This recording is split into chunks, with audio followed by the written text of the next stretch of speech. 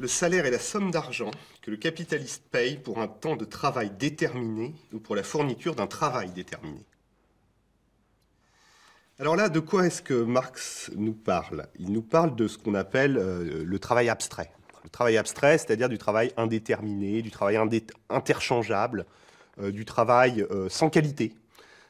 Quelqu'un qui peut travailler à une tâche, puis passer à une autre, ou même à une autre usine, sans transition. Pour décrire l'activité humaine, le travail et l'emploi apparaissent comme deux termes interchangeables. De façon ordinaire aujourd'hui, c'est l'emploi qui est le plus souvent utilisé pour désigner le travail.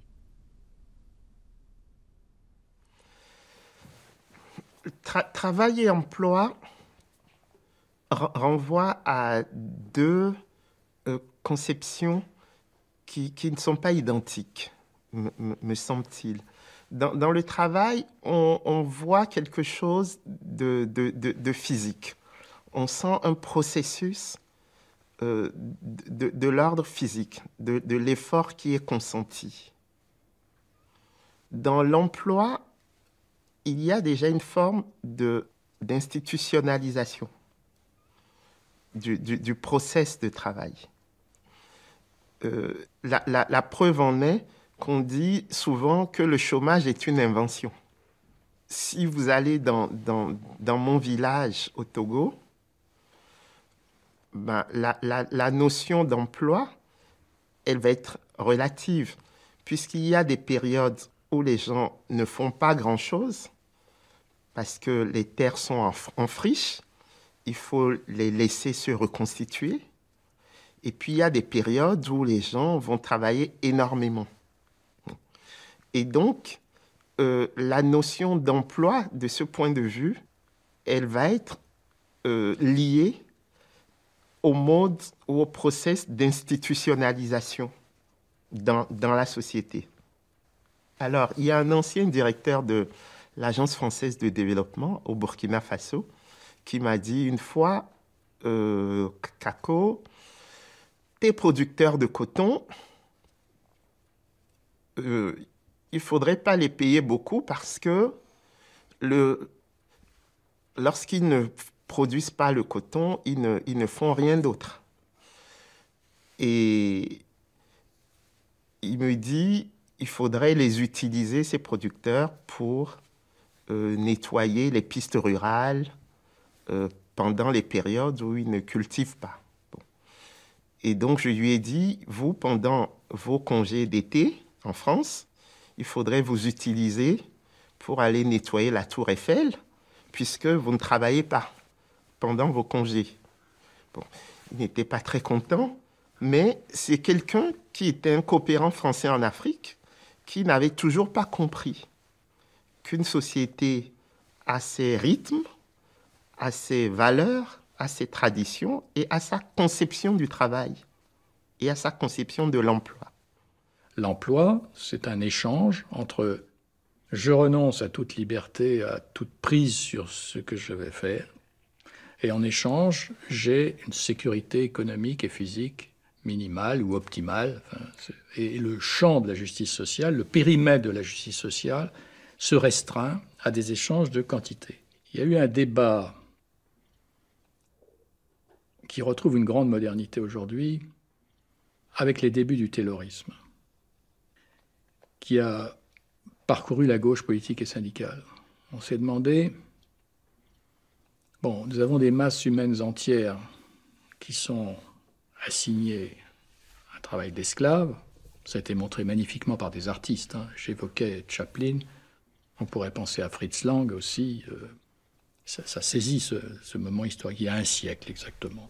On se dit, mais quel monde est-on en train de est en train de construire. Et disons, il y a eu deux réponses possibles. La réponse qui a finalement gagné historiquement et qui a donné lieu à la naissance de l'emploi, c'est de dire, eh bien, il faut cet assujettissement à un travail privé de sens, c'est le prix à payer pour la modernité technique. Il y a une science de l'organisation du travail qui nous oblige à traiter les êtres humains comme des rouages et donc à les priver de l'expérience du sens dans ce qu'ils font. Employment generally means L'emploi, ça signifie généralement un job. Donc on travaille pour quelqu'un d'autre.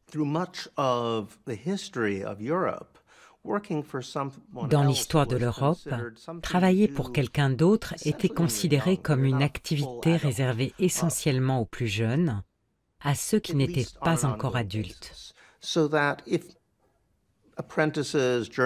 n'était pas quelque chose que l'on faisait de manière continue, sauf l'apprentissage. Au Moyen Âge, tout le monde devait travailler chez quelqu'un d'autre, être serviteur par exemple. Et cela pas seulement pour les artisans, les agriculteurs ou les domestiques. Il y avait des nobles qui servaient la noblesse plus haute. Tout le monde, de haut en bas, devait passer du temps à travailler pour un autre. Ce qui était considéré comme un service est ce que nous considérons aujourd'hui comme un emploi. En allemand, il y a l'activité. L'emploi et le travail sont quasiment synonymes. L'emploi inclut l'activité indépendante libérale. On pourrait peut-être faire cette distinction entre le travail du travailleur indépendant et celui du travailleur salarié. Mais la distinction lexicale, idéologique, n'est pas très claire. Le travail, c'est le fait de travailler. L'emploi, c'est le fait de travailler dans un marché formel.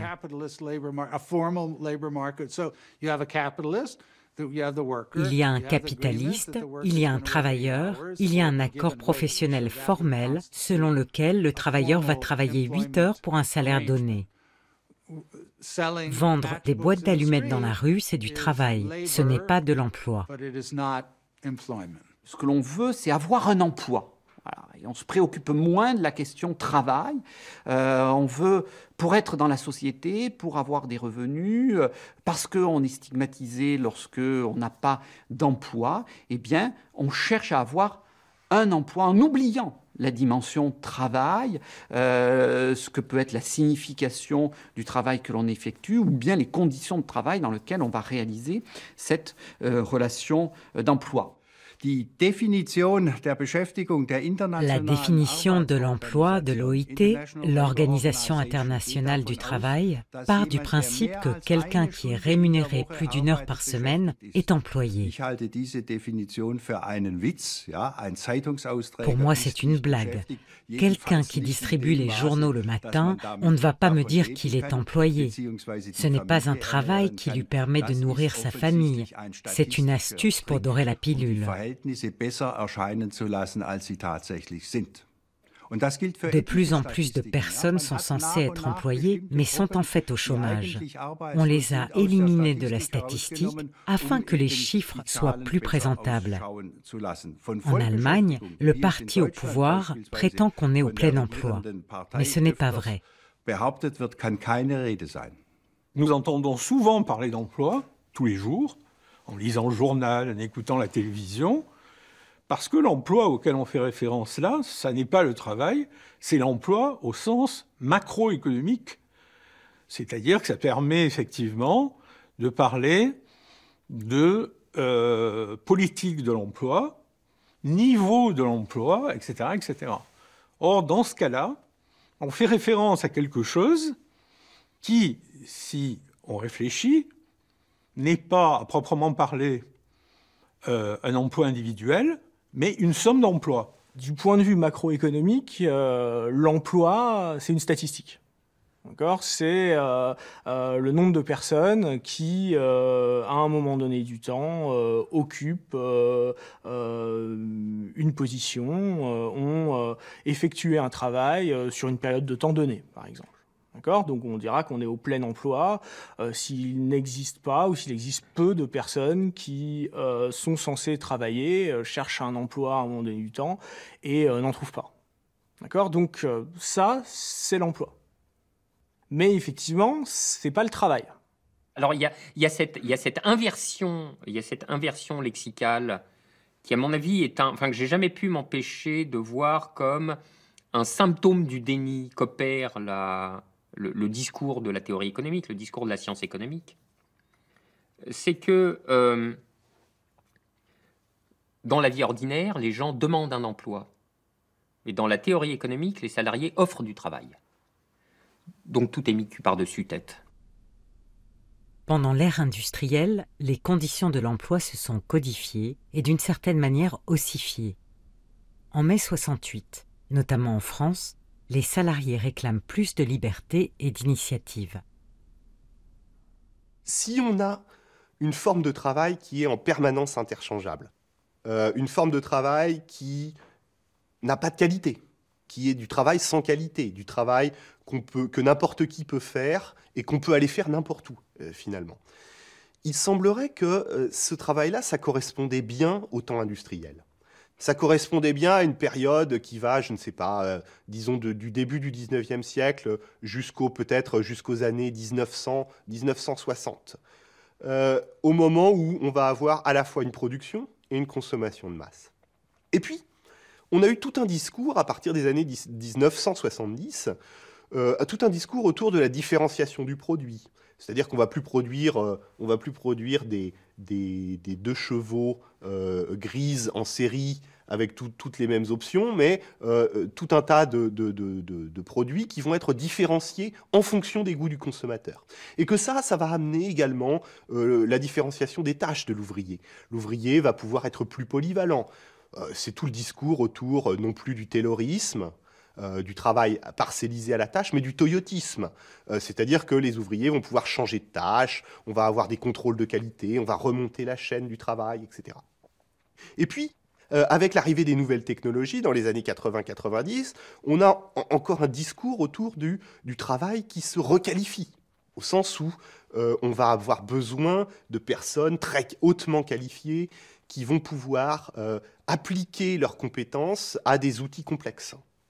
Autour de 68, dans tous les pays occidentaux, mais particulièrement en France, où il y a eu quand même 3 semaines de grève générale avec occupation d'usines, il y a eu une remise en cause globale des règles du jeu taylorien, fordien dans les entreprises. Et ce qui était intéressant, c'est que a émergé, sous le slogan par exemple de ne pas perdre sa vie à la gagner, une volonté de la part des travailleurs de pouvoir s'épanouir et se réaliser dans le travail, de pouvoir justement y mettre du sien tout en étant reconnu pour les qualités qu'on mettait dans son travail. Et donc les salariés, surtout les ouvriers, demandaient de la dignité, mais un peu plus d'autonomie, plus de liberté au travail, plus de reconnaissance pour les qualités mises dans le travail et la qualité de l'engagement. Et cette révolte a vraiment traumatisé le patronat parce que les directions d'entreprise, employeurs, étaient persuadés qu'ils n'arriveraient pas à remettre au travail cette classe ouvrière aussi révoltée. Donc il fallait trouver un moyen pour continuer à exploiter cette main-d'œuvre avec leur consentement. Et a émergé véritablement un nouveau modèle managérial qui s'est fondé sur un socle très intéressant de leur point de vue d'employeur, c'est de procéder à une individualisation de la gestion des salariés et de l'organisation de leur travail. Et ça, c'était un véritable cheval de Troie, parce que, évidemment, ça permet d'inverser le rapport de force qui s'était manifesté de façon tellement défavorable, mais en même temps, le patronat a développé toute une rhétorique pour dire, un petit peu comme De Gaulle disait à l'époque, « Je vous ai compris », il a dit, « Nous avons compris ce que vous voulez. Vous voulez, vous les salariés, de la liberté, de l'autonomie, de la reconnaissance, de la dignité. nous allons vous la donner. Mais ça passe nécessairement par une individualisation. Et donc, on a vu arriver toute une série de dispositifs apparemment anodins, comme par exemple les horaires variables, qui voulaient dire en fait une attaque en règle des collectifs, parce que si on n'embauche pas à la même heure, on ne prend pas les pauses à la même heure, on ne déjeune pas à la même heure, on ne sort pas ensemble, donc ça déstabilise un peu les collectifs, de la même manière que la rotation des tâches, pour introduire de la variété. Mais ça veut dire qu'on n'est plus côte à côte dans l'atelier et qu'on n'a plus ce sentiment de partager un destin commun dans l'entreprise. Et puis après, il y a eu l'individualisation des primes, tout naturellement. Écoutez, si vous voulez qu'on vous reconnaisse à vos réelles qualités, il faut bien qu'on distingue et on va récompenser ceux qui ont le meilleur engagement dans le travail, ceux qui sont les plus efficaces, les plus inventifs. Puis après, il y a eu l'individualisation des salaires. Et on sortait de cette équation à travail égal, salaire égal. Et du coup, c'est véritablement une explosion de l'identité commune de la classe ouvrière pour arriver avec ce fameux entretien de chaque salarié avec son supérieur hiérarchique, avec son N+1, au cours duquel chacun se voit fixer des objectifs personnels et puis, au bout d'un an, évaluer dans sa performance personnelle. Qui aboutit à ce qu'on peut voir maintenant dans les entreprises, c'est à montrez-nous qui vous êtes, montrez-nous de quoi vous êtes capable, étonnez-nous, dépassez-vous. La difficulté sur laquelle butait le Fordisme, c'est que les joies n'étaient pas liées à l'exercice du travail lui-même, qui était un petit peu moins pénible qu'à l'époque des mines, mais pas beaucoup moins. Et évidemment, cette limite entraînait des effets sur la productivité que la crise du Fordisme, à la fin des années 60, au début des années 70, a commencé à rendre manifeste. Le capitalisme a surmonté ce problème en empruntant la voie de l'enrichissement du travail en affect joyeux intrinsèque, c'est-à-dire en entreprenant de convaincre les salariés que la vraie vie, c'est la vie au travail, que c'est au travail qu'on s'accomplit réellement, que la réalisation de soi, c'est la réalisation de soi dans et par le travail. Bon, alors ça donne lieu à tout un tas de manifestations, de pratiques qui oscillent entre le grotesque et le désolant, autour des fausses promesses de l'autonomie, à base de séminaires pour les cadres où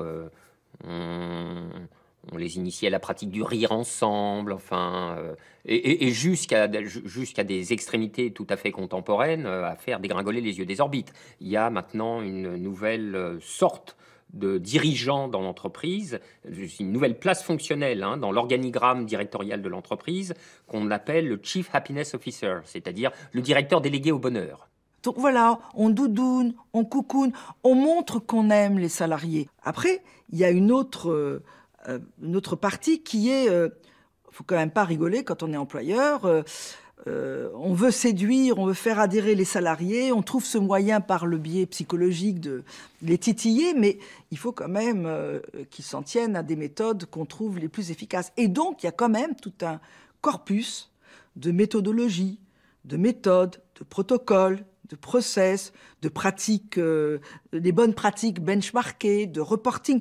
Tout ça est nécessaire et imposé à tous les salariés, qu'ils soient cadres, employés, techniciens, opérateurs. Et là, on voit qu'on rentre déjà dans des dimensions éminemment contradictoires au sein du modèle. Parce que d'un côté, on vous dit, on compte sur ton intuition, ton intelligence, tu dois te dépasser, tu dois être excellent, montre-nous tout ce dont tu es capable. Et puis d'un autre côté, oui, mais alors attention, tu vas faire comme on va te dire, notamment comment ont pensé pour toi les cabinets d'experts internationaux qui ont défini les procédures, les protocoles et qui vont te dire comment toi, quel que soit ton degré de formation, d'intelligence, tu dois travailler.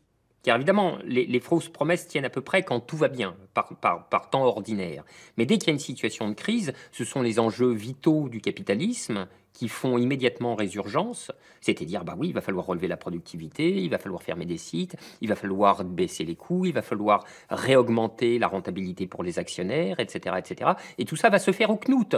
C'est-à-dire le Chief Happiness Officer, il la mettra en veilleuse pour un moment, ou alors il tentera de passer du baume et de l'onguent sur ce désastre productiviste et financier.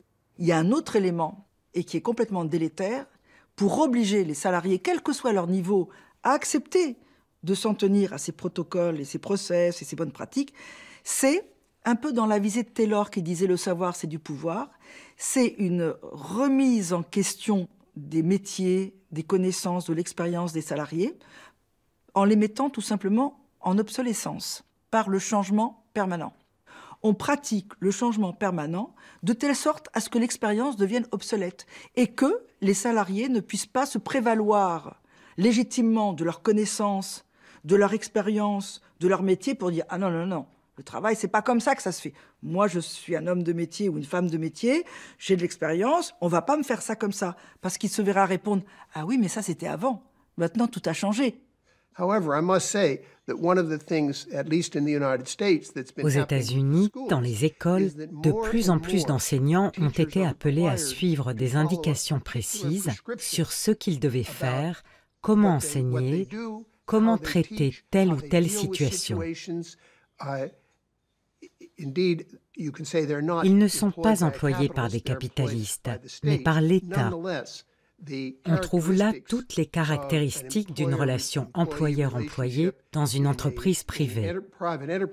La façon de travailler du secteur privé s'est répandue dans le secteur public. On fait ce qu'on nous dit de faire. En fait, notre capacité à faire usage de notre jugement, avoir de la créativité, a tendance à être combattue. On perd le contrôle, le pouvoir sur ce qu'on fait. Et l'idée, c'est que les salariés se raccrochent à toutes ces procédures, ces protocoles, comme à des bouées de sauvetage, parce que, en réalité, ils sont dans un univers où tout bouge tout le temps. On restructure les départements et les services sans arrêt, on recompose les métiers, on change les logiciels, on externalise puis on réinternalise des activités, on impose une mobilité systématique à la hiérarchie intermédiaire, on fait des déménagements géographiques pour que les gens ne se connaissent plus, ne connaissent plus leurs clients, les services dont ils dépendent, etc. Et bref, tous les repères professionnels basculent et les salariés se trouvent plongés dans ce que moi j'appelle une précarité subjective. D'où cette fatigue, ce sentiment d'épuisement qu'on appelle le burn-out. Il faut tout le temps recommencer, c'est jamais fini. Et en plus, un effondrement personnel qui vient du fait qu'on n'a plus confiance en soi-même. Le risque d'atteinte à la santé mentale était pratiquement inconnu dans le monde de l'industrie classique. Justement, celui de... Ce qu'on risquait, c'est l'abrutissement. On est abruti, bon, mais ça ne vous rend pas délirant. Or, là, ce qu'on observe, alors là, le droit est un bon révélateur, les problèmes de santé mentale émergent dans le Code du travail français, je crois que c'est fin des années 80, début des années 90. On voit apparaître, il faut faire attention à la santé mentale. Bon, qu'est-ce qui se passe? Alors depuis, ça, il y a eu une montée en puissance. Les suicides au travail ne sont que la fameuse part émergée de l'iceberg, parce qu'il y a tous les troubles, la dépression, il y a tout un coup. Et des statistiques sont très impressionnantes. Je crois que c'est en janvier 2018, les statistiques de l'assurance maladie en matière d'accidents professionnels en France, on voit une très légère baisse des accidents déclarés et maladies professionnelles. Et une multiplication par 7 des affections psychiques en 5 ans. Par 7 en 5 ans. Donc, nous sommes face à des modes d'organisation du travail qui créent de la souffrance mentale, dans toutes les organisations. Et ça, c'est quelque chose qui est construit comme une stratégie, parce que moi, j'avais entendu, dans les années 80, deuxième partie des années 90, un responsable de France Télécom, dont on sait ensuite qu'est-ce qu'il en est advenu, me dire... Vous savez, madame, quel est mon vrai boulot? Je dis non, dites-moi. Mon boulot, c'est de produire de l'amnésie. Je dis, bon, ça veut dire quoi? Je suis là pour faire en sorte que les agents, puisqu'à l'époque c'est les agents, oublient les valeurs professionnelles, les valeurs de service du public, les règles du métier qu'ils avaient auparavant, parce qu'on va amorcer un virage commercial, qu'on va totalement transformer l'entreprise. Et donc, je veux faire table rase de tout ce qu'ils ont dans la tête, pour qu'ils soient réceptifs à toutes les nouvelles manières de travailler qu'on veut leur voir prendre. Je dis, oui, mais comment on fait pour créer de l'amnésie? Il m'a dit, madame, c'est très facile. Il faut secouer le cocotier en permanence. Je dis, ça veut dire quoi? Bouger Alors, à l'époque, il me disait les faire sortir de leur routine, de leurs habitudes, de leur réseau de complaisance. Il faut bouger les choses, parce que de cette façon-là, ils seront perdus un peu et seront bien contents de nous écouter et de nous suivre quand on leur dira comment il faut travailler. Est-ce que le travail aujourd'hui a été une montée en compétences? Est-ce qu'il a été une montée en polyvalence? Eh bien, peut-être pas, en fait. Peut-être que les nouvelles technologies, le travail qu'on doit leur appliquer, soit il est inexistant, puisque ce sont des algorithmes qui vont produire le travail, soit finalement, il est du pur travail abstrait, c'est-à-dire n'importe qui peut le faire. N'importe qui peut faire des PowerPoint avec, pour préparer la prochaine réunion de brainstorming où on parlera de la réunion suivante qui aura trait à comment on pourrait faire pour améliorer les process. Donc, une réunionnite sans fin, si vous voulez, avec un travail complètement interchangeable, qu'à peu près n'importe qui aurait le bac pourrait faire, en gros. Et ce travail, finalement, il devient pratiquement dénué de sens. Hein. Donc, on en vient à une idée selon laquelle bien, on ne voit pas à quoi il sert. On ne voit pas à quoi il sert, probablement parce qu'il ne sert à rien. Et on est peut-être arrivé, malgré tous les discours autour de la montée en compétences, on est peut-être arrivé à la forme pure du travail abstrait. C'est-à-dire du travail qui ne sert plus à rien, qui ne produit rien, et finalement qui est seulement comptabilisé. Comptabilisé, comme nous le disait Marx, en temps ou en tâches. Le néolibéralisme promeut une forme d'emploi à la fois archaïque et nouvelle, l'auto-entrepreneuriat. Les salariés se transforment en micro-entrepreneurs. À la relation salariale, peu à peu se substitue une relation strictement commerciale. Le mouvement justement général du capitalisme, c'est de partir d'une situation où les gens étaient auto-entrepreneurs, en tous les cas une bonne partie de gens. Vous aviez, dans un pays comme la France, la majorité de la population était soit des petits paysans propriétaires, soit des petits commerçants, soit des petits artisans, etc.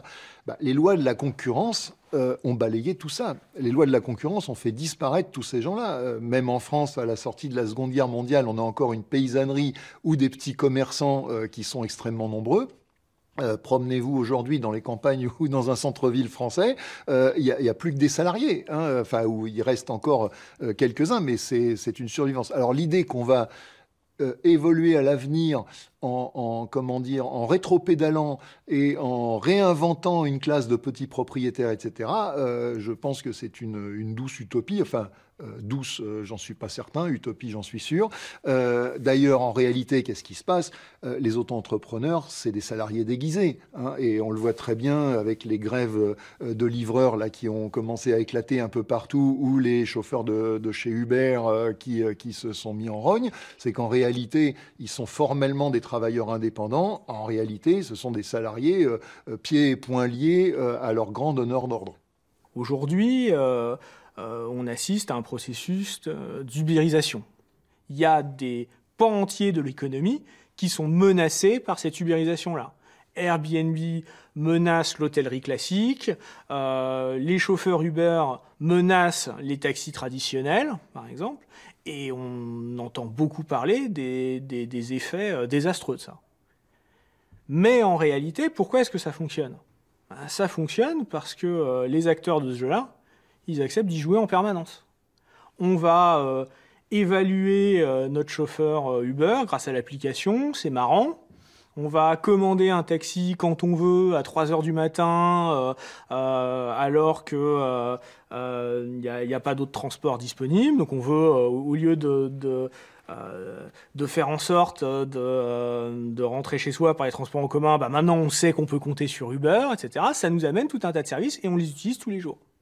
Donc il y a une adhésion, en fait, permanente de tous les individus à ce système, même si ces mêmes individus qui y adhèrent à court terme par ces actes-là, hein, d'accord, nos achats chez Amazon, notre commande d'Uber, etc., même si ces mêmes acteurs-là, ils finissent par dire avec un peu plus de recul, ah mince, ça détruit la société, ça détruit des pans de l'économie, ça pose des problèmes, n'empêche qu'ils y adhèrent.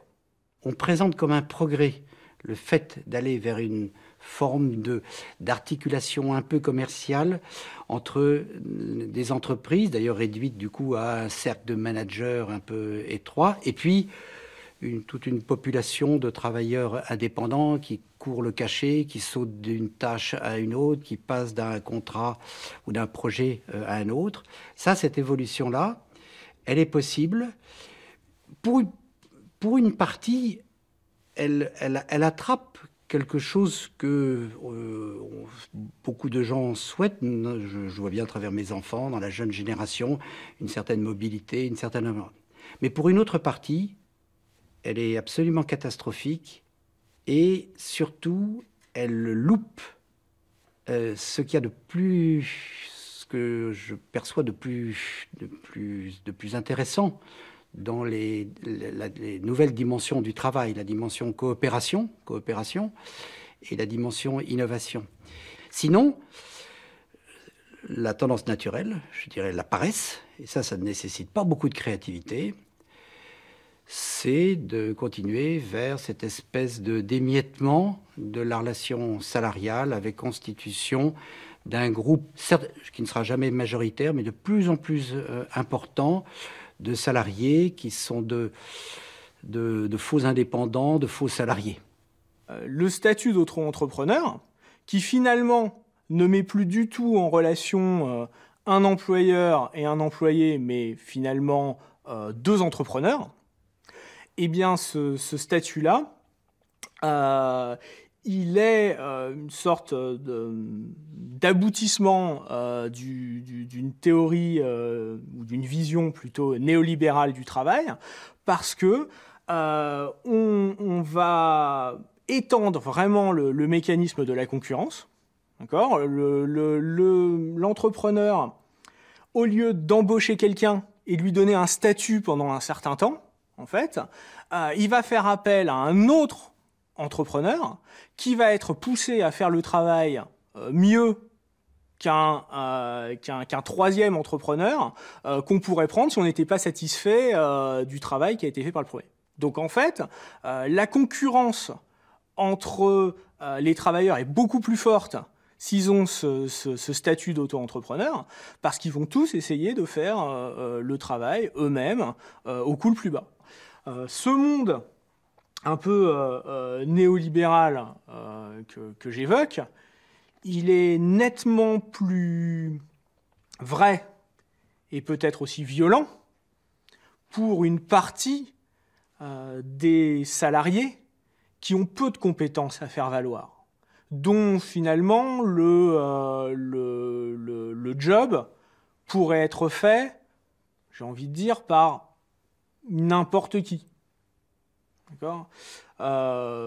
Et effectivement, pour ce type de travail-là, les entreprises vont probablement vouloir se passer de la main-d'œuvre permanente et puis avoir recours à des contractuels, à des auto-entrepreneurs, pour tout un tas de raisons. Il n'est pas peut-être intrinsèque au capitalisme d'avoir les salariés dans l'entreprise. C'est peut-être encore mieux quand la relation avec les salariés est une relation commerciale. Alors, vous voyez, tout ça rend un peu dubitatif quand on décrit un certain nombre d'évolutions en cours, et peut-être qu'un des enjeux actuels, un des grands clivages devant lesquels nous sommes aujourd'hui, c'est là, dans les 10 ou 20 prochaines années, dans le système néolibéral de fonctionnement du marché du travail que nous connaissons, qu'est-ce qui va se passer ? Est-ce qu'on va de nouveau faire sortir une part importante des salariés de l'entreprise ? Ou au contraire, et vous allez deviner quel scénario je privilégie, ou au contraire, est-ce qu'il faut renforcer, consolider, constitutionnaliser la présence des salariés dans les entreprises en leur donnant toute leur place dans le gouvernement de l'entreprise. Encore une fois, l'avenir, et l'avenir selon Marx, ce n'est pas des auto-entrepreneurs. C'est au contraire que l'économie mondiale devienne une seule grande coopérative. Ce n'est pas de revenir à l'émiettement qui précédait le capitalisme. Au contraire, Marx reconnaissait un rôle progressiste au capitalisme. Il disait il a construit une économie mondiale. Il a interconnecté toutes les économies nationales. Il a mis fin à l'isolement des provinces. Il a mis fin, etc. L'idée de Marx, c'est pas qu'on revienne en arrière à de petits producteurs émiettés. C'est pas qu'on fasse tourner de la roue de l'histoire à l'envers, c'est au contraire qu'on aille de l'avant et qu'on parte de cette base socialisée d'une économie collective en réalité que le capitalisme a mis en place. Et ce qu'on observe, c'est que le jeune qui se met à son compte, ou bien ça marche très bien, ou bien ça marche pas. Si ça marche très bien, je sais pas, il va se mettre dans je ne sais quel service, informatique, jeux vidéo, je sais pas quoi. Si ça marche très bien, pour faire face à la demande qui va venir vers lui, il va devoir faire appel à d'autres. Et donc, par la force des choses, il devient un petit patron. Puis si ça ne marche pas bien, il va devoir travailler pour d'autres. Donc on voit réapparaître sous des formes, on peut essayer d'éviter la qualification de contrat de travail, mais enfin, volens, nolens, on retrouve des formes de communauté de travail organisées avec un principe d'une certaine hiérarchie. L'évolution économique contemporaine porterait-elle en elle la disparition du travail salarié tel que nous le connaissons? Certains économistes le pensent fortement, d'autres demeurent beaucoup plus sceptiques. En tout cas, avec la robotisation et l'informatisation, l'avenir de l'emploi est en jeu. Les trois unités, unité de temps, unité de lieu et unité d'action, qui définissent le travail dans le capitalisme, sont mises à rude épreuve par les différentes innovations auxquelles nous sommes confrontés à l'heure actuelle. Le télétravail est quelque chose qui se développe. Je vois dans des institutions comme la Banque mondiale, aujourd'hui, de façon très claire, vous pouvez travailler à partir de chez vous. Et une fois tous les 2 mois ou tous les 3 mois, vous allez au siège de la Banque mondiale. Mais vous restez salarié de la Banque mondiale parce que vous avez Internet et vous n'avez plus besoin d'être physiquement présent pour travailler. La question de l'unité de temps, travailler 8 heures par jour, pour un chercheur, ça ne veut rien dire. Parce que vous pouvez travailler de minuit à 4 heures du matin, parce que vous êtes plus productif, et puis dormir de 9 heures à 13 heures. Bon. Et ainsi de suite. Donc, les innovations technologiques nous poussent à repenser le consensus fordien, taylorien-fordiste, qui disait finalement qu'il y a 3 unités qui définissaient le travail.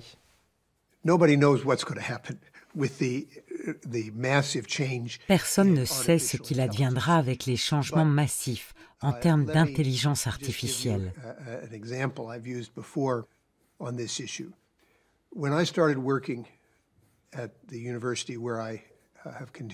Laissez-moi vous donner un exemple. Quand j'ai commencé à travailler à l'université dans les années 70, on avait un petit département d'une douzaine ou quinzaine de membres. On avait 2 secrétaires. 35 ans plus tard, il n'y en avait plus qu'une. Une grande partie du travail que faisaient les secrétaires était effectuée par un membre du personnel. Chaque professeur avait son ordinateur et faisait ce que les secrétaires faisaient avant. J'ai fait une estimation. Il y avait eu probablement 100 pertes de postes de secrétaire à cette époque-là.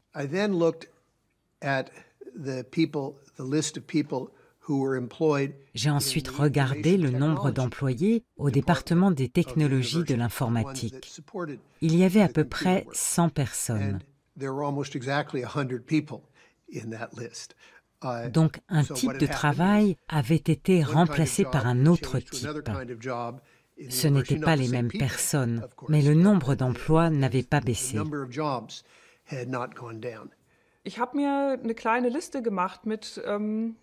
J'ai fait une petite liste thématique qui tend à répondre à la question « Que sera le travail dans l'avenir ?»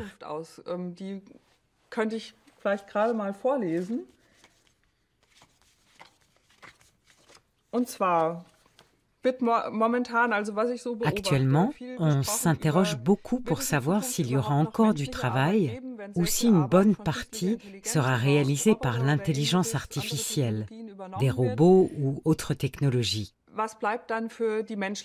Alors, que reste-t-il pour les humains? Quel travail vont-ils faire? Une autre question revient régulièrement, quel temps de travail est nécessaire? C'est une idée qui circule beaucoup aujourd'hui. 8 heures par jour, une semaine de 40 heures, ce sont des choses apparues historiquement. Ce n'est pas une loi naturelle, c'est un construit historique. C'est tout à fait réversible. Aujourd'hui, c'est une question beaucoup discutée. Beaucoup de scientifiques affirment que 15 heures de travail hebdomadaire seraient largement suffisantes. Ça libérerait les humains pour d'autres activités.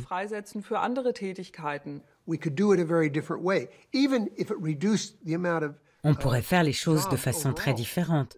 Même en réduisant le nombre d'emplois, il y a une autre manière de gérer ça. On n'est pas condamné au chômage de masse. On peut simplement réduire le temps de travail. Historiquement, pas dans l'histoire récente, mais depuis 200 ans, il y a une énorme réduction dans le nombre d'heures que la plupart des gens travaillent chaque jour.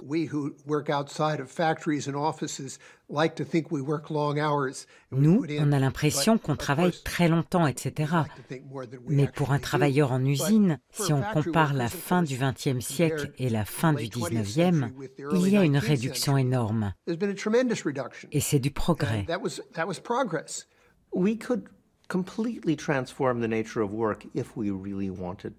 Nous pourrions transformer la nature du travail si nous le voulions vraiment.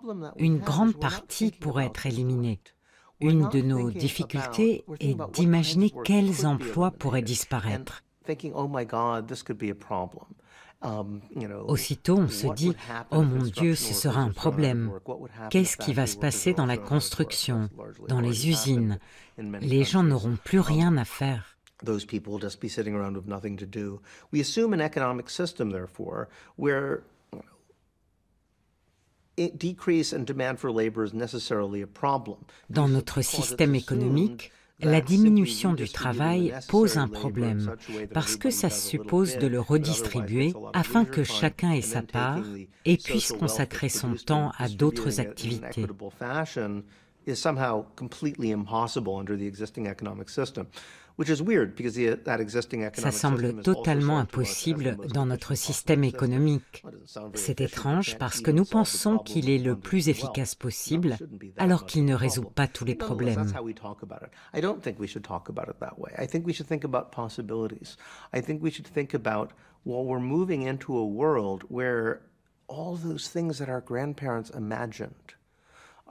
Je souhaite que nous allions vers un monde tel que nos grands-parents l'imaginaient quand ils travaillaient dans les usines. Ils imaginaient que leurs petits-enfants n'aient pas à travailler si dur. Ils pensaient que l'avenir les libérerait. Alors que c'est possible aujourd'hui, au lieu de fêter ça, on se demande « Mais qu'est-ce que nous allons faire ?»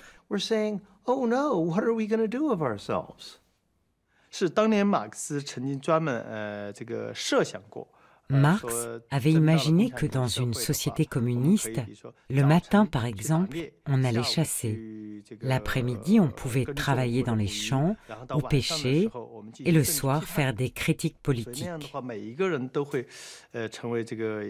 Là, tout le monde serait libre et aurait un développement complet.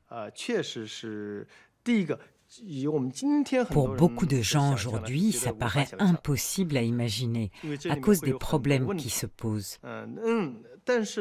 Mais nous sommes convaincus qu'avec le développement de la société, à un certain moment, on n'aura plus besoin de tant de monde pour travailler. Aujourd'hui, on a déjà remarqué que dans le monde entier, du point de vue de la force de travail, 10% environ de la force de travail suffisait à produire les biens dont on a besoin.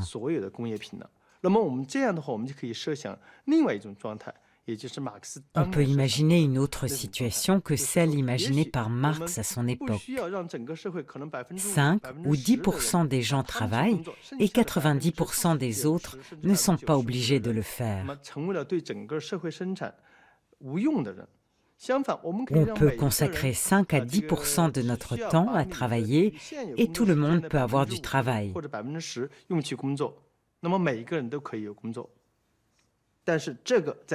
Mais dans le mode de production capitaliste, ce n'est pas possible.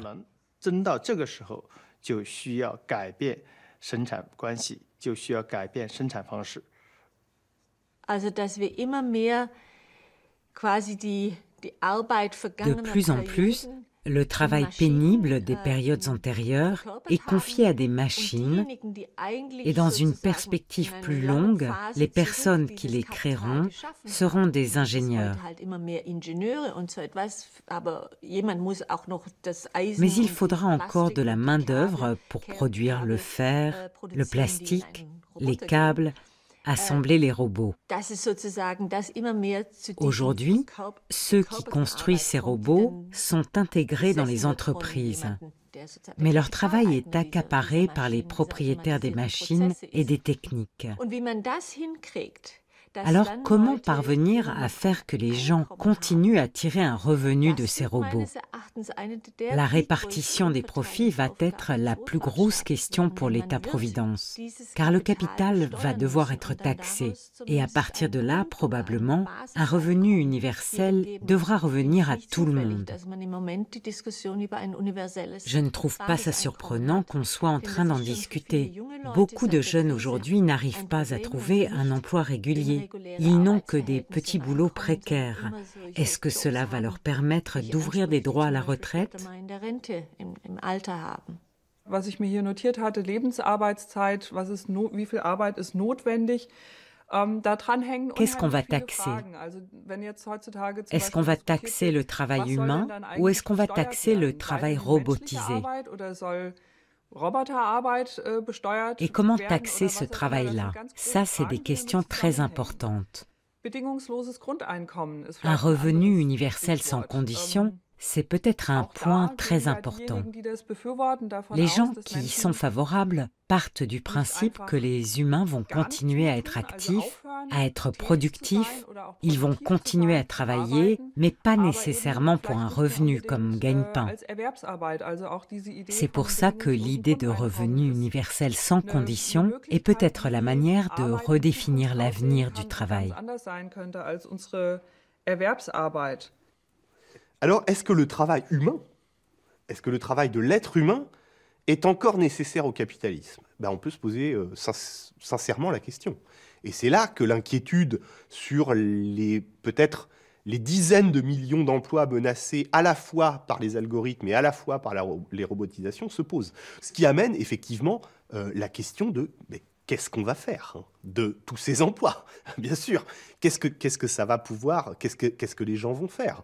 D'où l'idée d'où les idées théoriques aujourd'hui qui émergent autour d'un revenu universel, des taxes sur les robots, ou de réduction des inégalités, tout simplement. Ou de la fiscalité, tout simplement, de la progressivité plus importante de la fiscalité qui permettrait de redistribuer les richesses créées à des gens qu'on ne pourra plus faire travailler, peut-être, probablement. Puisque, à part les emplois de service à la personne, le nombre et des emplois très qualifiés, des emplois salariés très qualifiés, il n'y aura peut-être quasiment plus d'emplois tels qu'on les connaît aujourd'hui. Après le travail et l'emploi, un troisième élément interroge notre quotidien, le salaire. Marx pensait que le salaire était un moyen contraignant l'homme libre, le paysan, l'artisan, à venir travailler dans les manufactures. Aujourd'hui, le salaire a changé de statut.